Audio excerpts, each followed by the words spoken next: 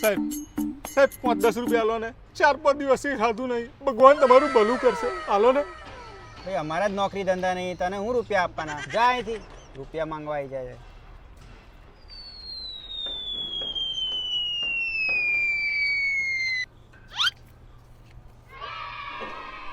100 રૂપિયા પેલા સાહેબના પડી ગયા લાગે છે. ઓ સાહેબ, ઓ સાહેબ, આ તમારા 100 રૂપિયા પડી ગયા સાહેબ. આ તમારા 100 રૂપિયા લો.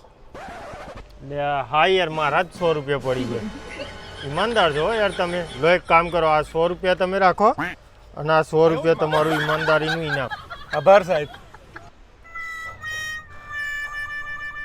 એટલે સાહેબના બીજા પૈસા પડી ગયા. ઓહો, 500 રૂપિયા પડી ગયા.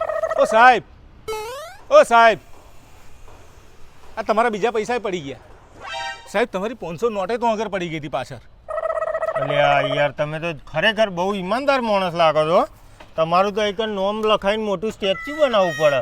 જબ્બર ઈમાનદાર છો યાર. એક કામ કરો, લ્યો આ તમારા 500 રૂપિયા રાખો અને આ તમારું ઇનામ રાખો.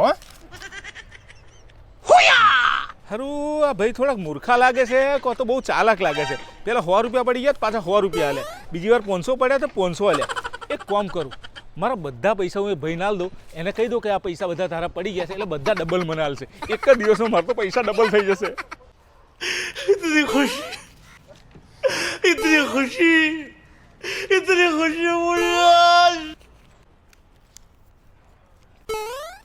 પૈસા પૈસા હોગા. હા, બધા પૈસા છે ને પેલા સાહેબને આલું, કહું એમના પૈસા પડી ગયા હતા. ઓ સાહેબ, ઓ સાહેબ, ઓ સાહેબ, આ તમારા બધા પૈસા ત્યાં આગળ પડી ગયા હતા.